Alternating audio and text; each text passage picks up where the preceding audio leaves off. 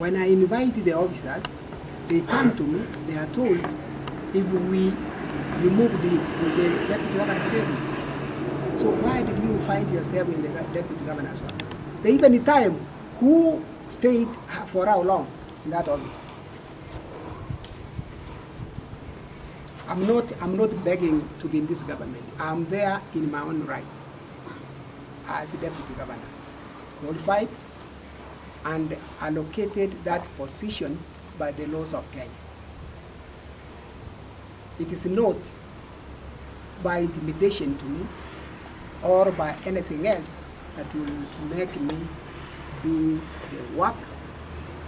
It is the law of Kenya. So you have understood what is causing the impeachment motion debate that is in Kisii County. I will want to ask the governor, how did the impeachment come about? I'm under his supervision. What is it that the MCAs found that they think I'm incompetent, myself to be incompetent?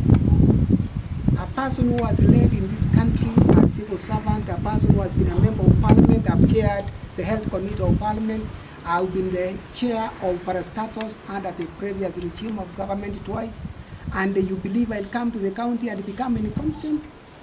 I'll come to these officers and become abusive to the officer? Let's be serious with what we tell the people. Let's not go to the people and they cry.